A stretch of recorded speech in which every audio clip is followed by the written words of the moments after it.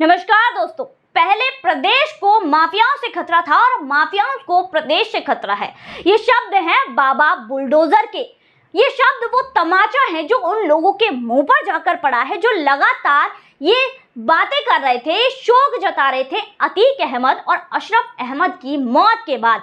जो लोग छाती कूट रहे थे इन माफिया ब्रदर्स की मौत के बाद, वो योगी आदित्यनाथ को सोच रहे थे कि ऐसे हम छाती कूटेंगे, शोक जताएंगे, एक नैरेटिव सेट कर देंगे जिसके बाद योगी आदित्यनाथ बैकफुट पर आ जाएंगे। पर दोस्तों, योगी आदित्यनाथ को ये फूल समझने की जो कोशिश कर रहे थे वो इनकी गलत साबित हुई, क्योंकि योगी आदित्यनाथ फूल नहीं फायर है। उन्होंने साबित कर दिया है।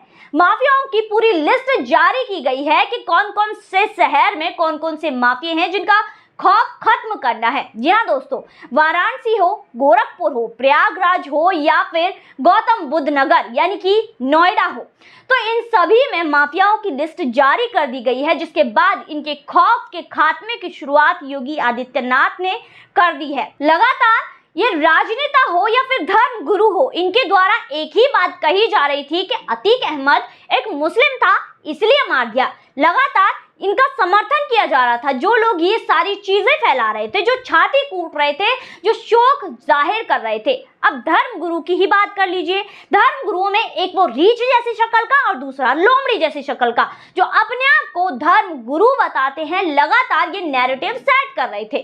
तो दोस्तों, जो लोग इस तरह की बातें कर रहे थे, योगी आदित्यनाथ को बैकफुट पर लाना चाहते थे। तो अब मैं बताती हूँ कि अतीक अहमद कितना मुस्लिम था। दरअसल जो अतीक अहमद के द्वारा पीड़ित लोग हैं, उन सभी में जो ज्यादातर है वो मुसलमान ही है। तो अतीक अहमद ने जिन लोगों को परेशान किया है, जमीनें हड़पी हैं, जमीन ना देने पर हत्याएं की है, अपहरण किया है, तो उन सभी में मुस्लिम लोगों की संख्या सबसे ज्यादा है। तो अतीक अहमद कितना मुस्लिम था ये सभी के सामने आ चुका है। तो दोस्तों, जो लोग ये सोच रहे थे कि योगी आदित्यनाथ हमारी बातों को सुनकर बैकफुट पर आ जाएंगे, तो वो बिल्कुल गलत थे, साफ जाहिर हो चुका है। योगी आदित्यनाथ ने अपने बयान में बहुत सी बड़ी बड़ी बातें की। योगी आदित्यनाथ ने बहुत सी चीजें कही जिसके बाद इन लोगों के मुंह पर तमाचा पड़ गया है। तो दोस्तों, जो ये लोग लगातार अतीक अहमद के लिए शोक जता रहे थे, लगातार योगी जी को टारगेट कर रहे थे, वो दिखा ऐसे रहे थे कि ये जो अतीक अहमद है वो कोई माफिया नहीं बल्कि कोई बहुत बड़ा क्रांतिकारी है, साधु है, जिसकी मौत हो गई है, जिसकी हत्या कर दी गई है। दोस्तों, माफिया माफिया होता है। अब माफिया की मौत अब जिस भी तरह हुई है, कानून अपना काम करेगा। जिन्होंने भी ये कृत्य किया है उसको सजा मिलेगी।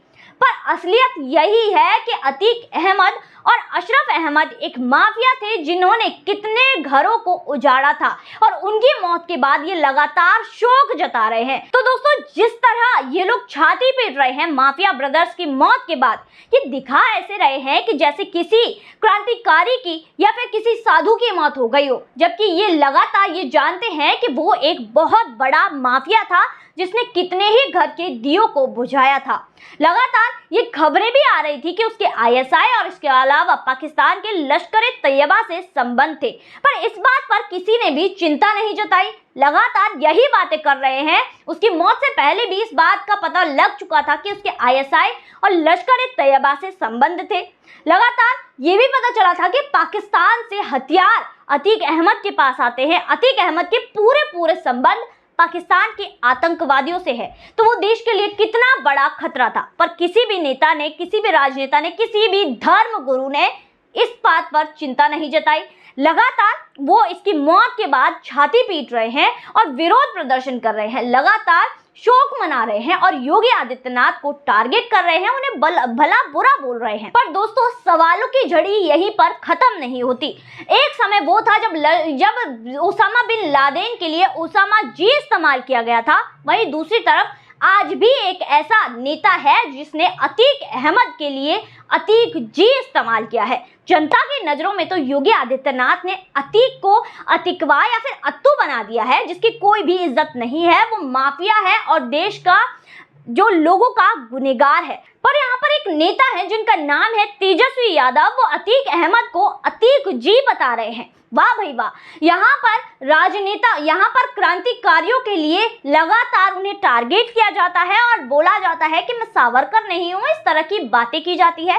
पर जो एक राष्ट्रद्रोही माना जाएगा, जिसके पाकिस्तान से संबंध थे, जो माना जाएगा जिसके आतंकवादियों से संबंध थे, उसके लिए जी शब्द का प्रयोग किया जा रहा है। वाह भाई वाह, वाह भाई वाह। ये राजनीति जो किस हद तक लोगों को गिरा देती है। वहीं दूसरी तरफ आपको बताती हुई ये अतीक अहमद कितना मासूम था। दोस्तों, जेल में रहने के बावजूद भी इसकी एक ऑडियो बाहर आ गई, लीक हो गई। दरअसल किसी ना किसी जुगाड़ से इसने एक फोन अरेंज किया और जिसके बाद एक कारोबारी को धमकी तक दे डाली कि ये जमीन छोड़ दो, नहीं तो अच्छा नहीं होगा। अब अतीक अहमद कितना मासूम था ये आपको समझ आ रहा होगा कि जेल में रहकर भी वो सुधरने का नाम नहीं ले रहा था।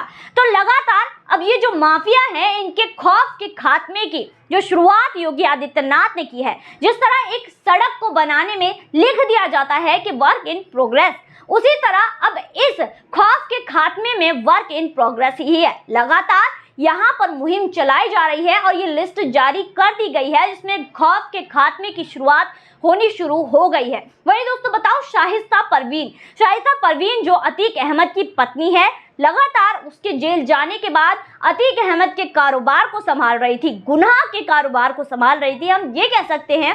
उसकी भी खोजबीन जारी है। लगातार उत्तर प्रदेश पुलिस यहाँ पर शाहिस्ता परवीन की खोज चालू कर चुकी है। तो दोस्तों, आज की वीडियो में बस इतना ही। अगर वीडियो अच्छी लगी हो तो चैनल को सब्सक्राइब जरूर कीजिए, वीडियो को लाइक कीजिए और शेयर जरूर कीजिए। धन्यवाद।